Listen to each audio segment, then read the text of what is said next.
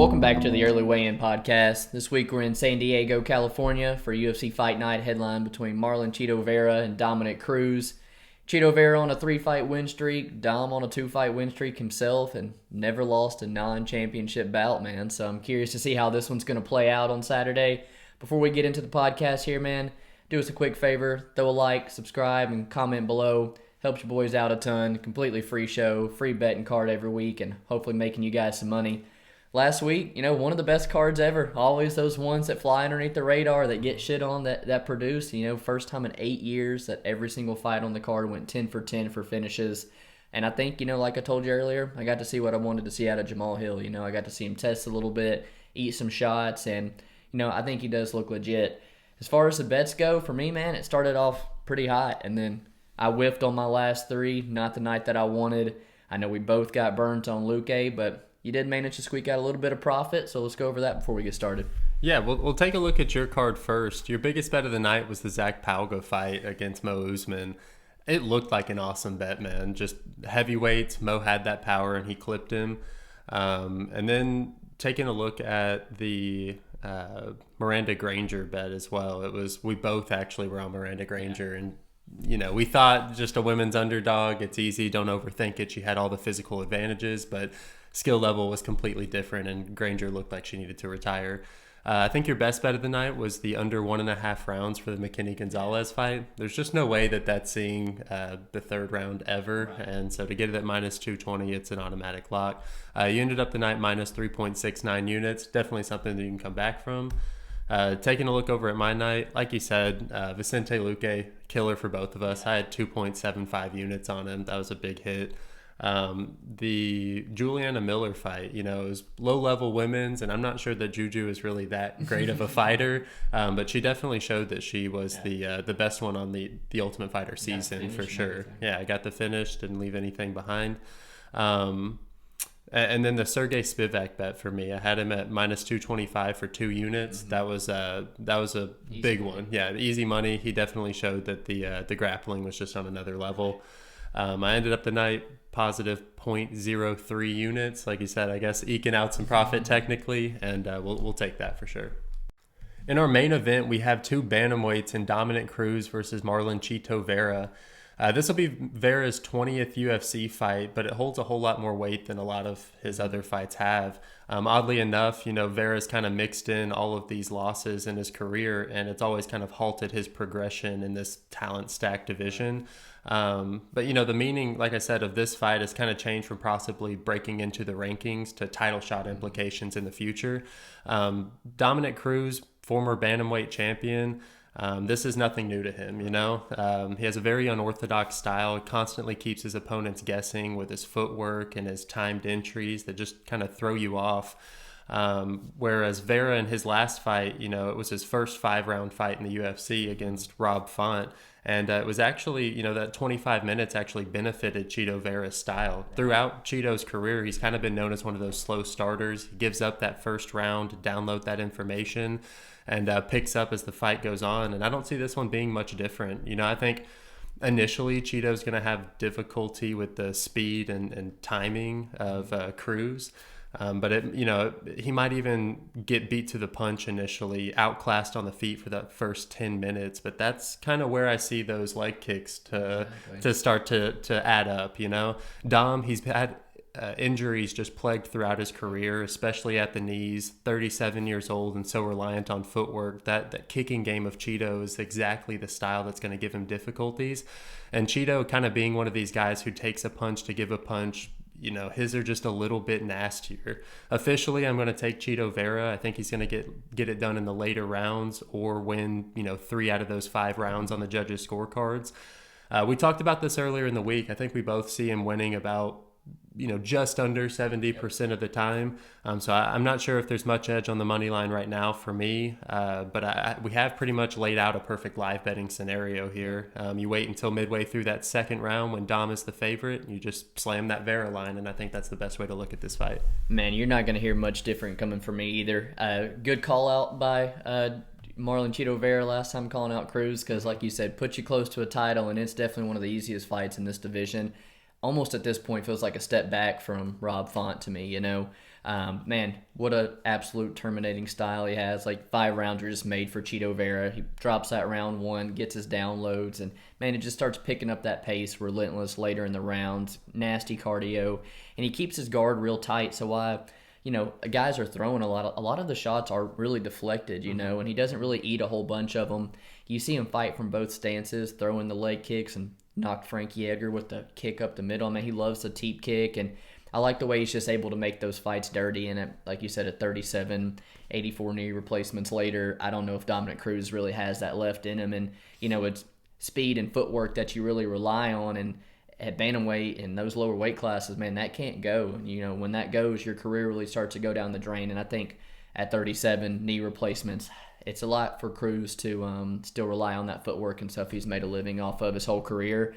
But, 71% striking defense is pretty notable, man. He does a very good job at not getting hit, and it's 21% higher than Marlon Chito Vera's. But at the same time, Dominick Cruz hasn't had a finish in like 12 years, and the durability of Chito, I don't see a finish from Dom here whatsoever. It's decision from him, but he doesn't really have the offense. I think he's more of a defensively sound fighter and that doesn't really throw all that much. Chito's definitely got, the volume edge here, and I think he's going to take over the fight late. Like you said, I think it's going to be like that Rob Font fight where maybe early in the round the volume is from Dom, the pitter-patter's coming from Dom, and the big shots come from Chito that weigh on the judges' scorecard. So I saw like a slight 3% edge, I got the minus 184 before it went up, so I did take a 1.5 unit shot actually on Chito.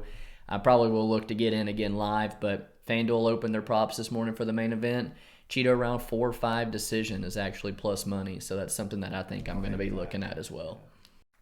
In our co-main event of the evening, we got David Onama taking on Nate Landwehr. Looks like the UFC has moved this one up to the co-main event, and I'm not going to complain one bit, man. I feel like neither one of them necessarily co-main event draws, but the fight is going to be freaking nuts, and even if it goes to decision, there's no way it's boring here. Onama seems to be the prospect a lot of guys are liking right now, and I can't really blame him. You debut against Mason Jones, go to war up a weight class, you gain a shit ton of respect on my behalf as well. Extremely athletic, man. He's got great size for the division. The dude can take an absolute punch and seems to have some power, guys just can't take back in return. He's rocking a Uganda flag out of Africa, and we got like 6 African fighters on the roster right now. 3 of them are champions, right? And, I'm not going to jump the gun and say it, but, man, Onama does show potential in my opinion. But at the same time, you're going to give me plus 200 on my Tennessee boy, Nate Landwehr, somebody that I know without a shadow of a doubt is going to come forward and fight for my money. It's hard to pass up on, to be honest with you. He's got a great gas tank, and although it's a bit sloppy coming forward, it's a pace that's hard for guys to keep up for 15 minutes, and he's as tough as they come. He shows the 2 knockout losses in the UFC, and it could be a hole that he has in his game, 2 people finding the knees up the middle, but that's a shot that I think puts out a lot of people, and it doesn't make me really question the chin of Nate Landwehr. If he's going to have success, I think it's going to be later on in this fight. I'm still concerned that Onama could light him up early, just be too fast, too long, and have too much power. And that's kind of what my gut is going to lean to. But I look back to the Ludovic Klein fight, and if you can't put Nate Landwehr away, man, he's going to have you on your back foot for 15 minutes. Going to take a lot of your tools away, and man, he can take over late. So maybe I look to get in, live on Nate Landwehr. I'd love to back him, especially in a co-main event at this spot. But my gut tells me Onama here is the side. So I think I'm kind of with you. I'm a little upset that the UFC is kind of doing this to our Tennessee boy. I think Zubaira much better matchup for him, and since he pulled out, Landwehr just got matched up with this killer. I don't think wrestling's going to play much of a part in this fight. I do see a stand-up war for about 4 minutes, and then I think somebody's going down. It's not to say that somebody won't shoot, whether it be Onama or Nate, and we've seen both of them shoot when they get in trouble in fights, but both of them have excellent takedown defense, especially Nate on that Russian regional scene. He's got it down pat. Like I said, I think this should be a slugfest from the moment it starts. Nate has this recklessness about his style that makes him a defensive liability, but at the same time a nightmare for anyone planning to cruise to a decision. Onama, he sets a similar pace but has much cleaner technique and probably more power, just judging by how they're built, Both guys, they kind of just welcome that war, and they both have paid for it. Onama, he got rocked in both the Mason Jones and in his Benitez fight. And, you talked about the Nate KOs and the Burns and Erosa fight, but both guys willing to go out on their shield. And this is just a fight that I love investing in the unders. I doubt that the UFC is messing up putting this in the co-main event, like you said. And, I just like kicking back, betting on violence and watching these fireworks. I think that that's the best way to watch this fight because one of them are going to go down. But as far as picking who I think is going to go down, I have to go with Onama here. It's against our Tennessee boy, but I do think that Nate's going to give him a fight. For my fight of the night, I will be taking Ode Osbourne versus Tyson Nam in the flyweight division. Ode, he's actually strung together a nice little win streak here, where Tyson Nam, he's kind of on the verge of hanging it up if he can't string together a few wins in his next fights. Nam, whole career of fighting the who's who, from Marlon Moraes and Zhalga Zhumagulov on the regional scene to Sergio Pettis and Kai Kara France in the UFC. Something to note about all of those guys, though, he has dropped every single one of those fights, man. Sadly, he's kind of remained as this journeyman throughout his career. UFC's kind of thrown him a bone here at 36 years old to take that short notice fight against Sergio Pettis. He lucked up after that fight, got 2 back-to-back tomato cans in Adashev and Rivera, and was able to kind of hang on to his contract. And then they gave him Matt Schnell, who I thought was almost a perfect litmus test for Nam at this stage of his career. And after dropping that split decision, it kind of answered all the questions I needed to know. Ode has had similar issues inside the UFC where taking a step up has never served him well. His first fight in the UFC, he got taught that vet lesson. Brian Kelleher and guillotines go together like peanut butter and jelly, man. Then he gets that gimme fight against Rivera, which he takes full advantage of, throws him against the dogs against Manuel Kopp. I know we both hold Kopp very highly. And some say it may be an early stoppage, but I do think that Kopp eventually would have found the same shot. Now UFC finally investing in Ode with proper matchups here. Vergara to make sure he's even UFC caliber, Adashev to boost the confidence, and Tyson Nam to win him some fans right here. I think Nam is a perfect opponent to bring the heat. He has so much power in his hands, and or he knows it. You see his style where he almost stalks his opponent around the cage, looking to land that one power shot to put your lights out. I think Ode Osbourne has, finally settled into a striking game at this point in his career. I expect him to beat Nam to the punch in their exchanges. But because it's 125, I don't think I'm going to be able to bet the under in this fight. I am expecting it to be a fight of the night contender, which is why I've chose it. But I do think Ode is kind of set up to win this fight here. Yeah, so when I first was looking at it, I thought it could be a bit wide, but running back tape on it and everything, I'm 100% coming out on the Ode side. I think the line could actually be kind of appropriate here.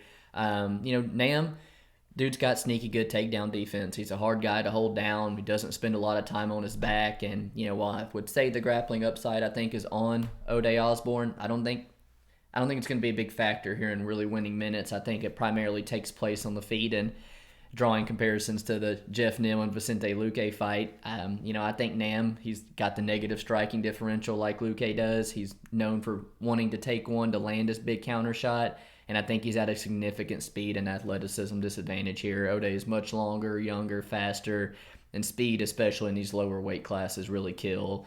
And then I look at the skill set of Nam. You talked about him kind of plotting, looking for that one big home run counter shot, and you throw that at 125 pounds, the fact that he barely lets his hands go. He's not a very easy guy to get to the window one, wanting to back. 38 years old now, 19-month layoff. Not a lot to love from Tyson Nam. So I think I'm going to confidently side with Ode here. Maybe look to play his money line. That kind of is my style. But, kind of have a little different approach to the fight. Doesn't go the distance. Ode's 9 of his last 10 have finished in round 1. And then with Nam on that layoff. And thanks, man. I think Ode could find that kill shot, but I'm probably just going to get to the money line as well. For my fight of the night, I'm going to go with Gerald Meerschaert taking on Bruno Silva. I think the fight could easily be your co-main event. It's lined at -400, not to see the distance. Guys got some good names, and they're both killed or be killed type of guys.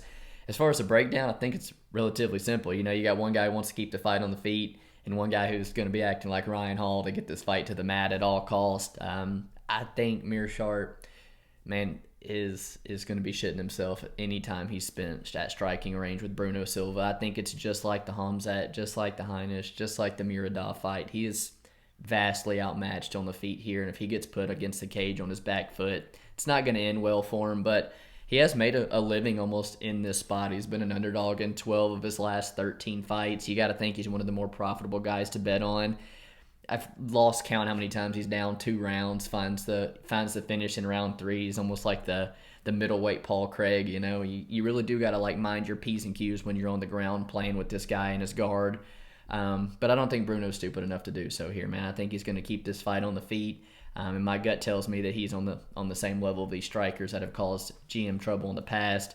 He fought over at M1, so he's used with guys coming in there with a game plan to take him down, having to keep this fight on the feet.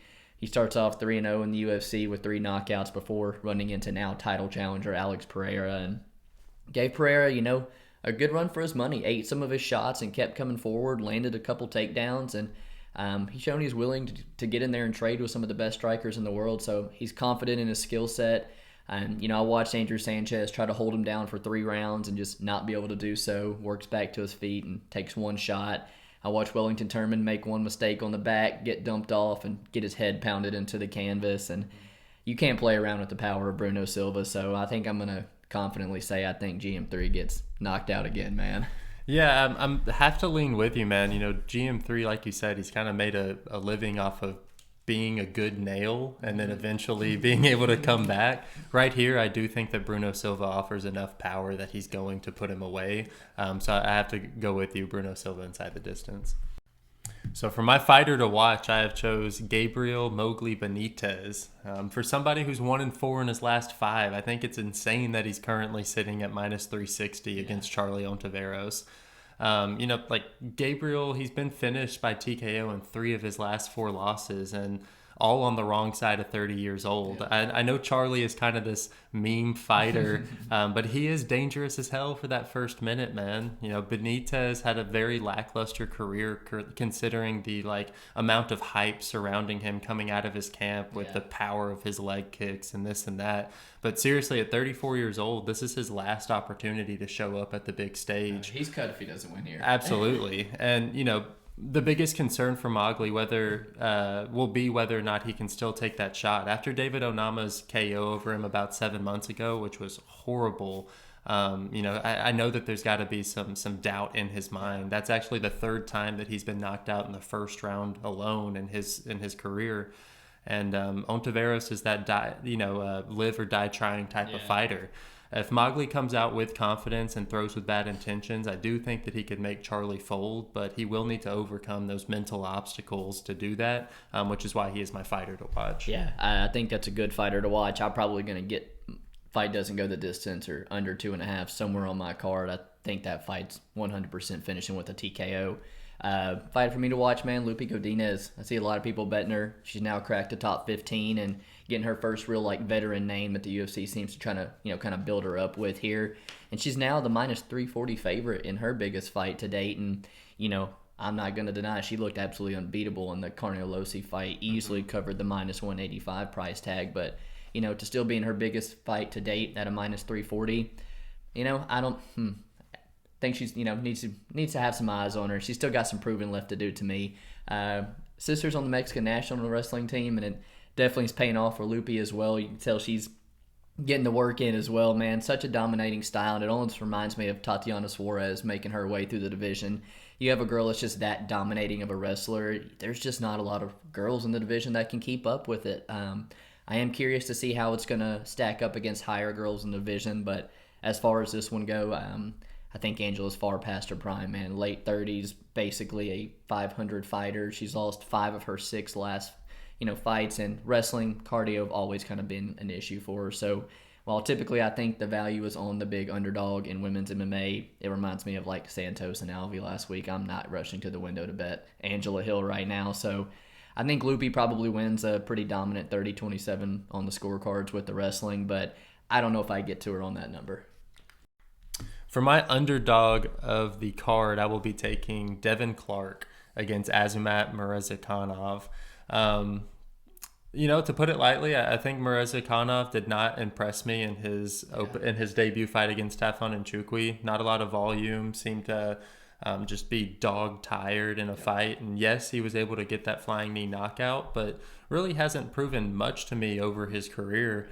Devin Clark, somebody who has definitely struggled in the light heavyweight division, but I think a lot of the times it's because he is a blown up middleweight who just couldn't get his weight under control. Thankfully, in this fight against Meerschaert, I mean, as Asmat's 5'10", he also isn't a true light heavyweight, and I think that Devin Clark coming off whooping William Knight's ass up at heavyweight, like he's ragdolling a 250-pound guy. Now he's fighting a guy who probably shouldn't even be a 205er. I think that Clark might actually have his first size advantage at this weight class, also with a style that will drag Azamat into deep waters. He's also at Team Elevation for this fight camp, the last 2 fight camps, and I think that they've got something down there, man. So Devin Clark, he's my dog for this week, and I might end up going rather big on him. I necessarily don't really hate it, man. I almost was looking at him as well. Anthony Smith, very good jiu-jitsu, and just an all-over veteran of the sport. Better than Devin Clark, takes away the wrestling. Ion Cutelaba takes away the wrestling of Devin Clark, and when you get a matchup where you see he can work it like the William Knight fight, man, he goes to it, and he goes to it heavy. I saw Meerschaert literally slow down and gas in a striking battle with Tafon, and I think if Devin goes out here and mixes in some takedowns, he's going to beat this unproven 10-0, 11-0 fighter too, man. I struggled badly to pick an underdog this week, but I'm going to go with Priscilla Cachoeira, Yeah, like I said a couple minutes ago, typically in women's MMA, the value is on the big underdog here. And the fight was scheduled for last week. We see Lipsky miss weight, Lipsky get sick, have something wrong, and they push it back 1 week, and now she opens up as like a -200 or something, and not a -160, -170, and so that just really doesn't make sense to me in general, And so I also know that Cachoeira, as hittable as she is, she's very durable, very hard to put away. I don't necessarily think Lipsy's going to knock her out. She's going to have to find some knee bar submission or something like she did against Luana Carolina early. And if she doesn't, I think Cachoeira's forward pressure and could make this a tough fight for her and start to take over late. I see a lot of people kind of looking at that Priscilla Cachoeira round 3. She came alive in that Jeon Kim fight. So wide in women's MMA, wider than last week for some reason. I think the value could be on Priscilla Cachoeira. For my prop to watch this week, I will be stealing from last week's, and it'll be the Ariana Lipsky versus Priscilla Cachoeira under. I was able to get the under 2.5 rounds at +164 last week. I'm hoping that they reopen it, but there has been some sketchiness. Ariana Lipsky's line has already shot up a little bit since they've rescheduled it, and apparently she was the one who got sick. Either way, like her being, not being able to fight last week, how I saw the fight going last week, it all points to somebody getting finished in that fight. So if they open the price at plus money over +150 again, I'll probably hit it again as well. And I do think that it's a perfect fight to end inside the distance. Yeah, man, especially with you getting moved back, the weight issues. 2 girls that do finish a lot of their fights, big plus money ticket, I dig it. I'm going to go Yusuf Zalal by decision at +175. Took a small shot on him at -113 straight up, but the guy can't finish a sandwich, So at +175, I think that's a nice little prop on him. He's 3-3 in the UFC, but he started off 3-0. Now he is on a 3-fight losing streak, so I think it potentially it is definitely a proving spot for him, but maybe a buy low spot on Zalal as well against the newcomer in Blackshear. The 3-fight skid, Ilia Topuria, everybody's going to give him a pass on that fight, and there was still competitive grappling moments in that fight. Sting Woy Choi, very big striker, big for the weight class. I think it just wasn't the performance of Zalal, and I actually took a big underdog shot on Choi that fight. And then in the Woodson fight, another monster for the weight class, very competitive grappling from Zalal, and, a different set of judges, and he gets his hand raised that night. He's now dropping a weight class, which is not really what you like to see searching for answers, but I definitely think he has no trouble making the 135 here. I think he might end up being a little bit stronger in the clinch, in the grappling situation. The guy's got a great gas tank, and all that, all the grappling that Blackshear already does in his fights coming here on short notice. I think he's just going to be out-grappled again here, and styles make fights. We've seen Blackshear out-grappled before. I know Sabatini and Sabatello are Northeast dominating wrestlers, but I think Zalal will come in here with the same game plan and the style to be able to replicate that. You see a loss to Chris Moutinho. You see him taking this fight on short notice, and I like backing Zalal here in a proven spot. He's walking with his walking papers if he loses here, so I'm expecting a very prepared and good game plan from Zalal. My best bet of the night is going to be Gabriel Benitez by TKO at minus 125.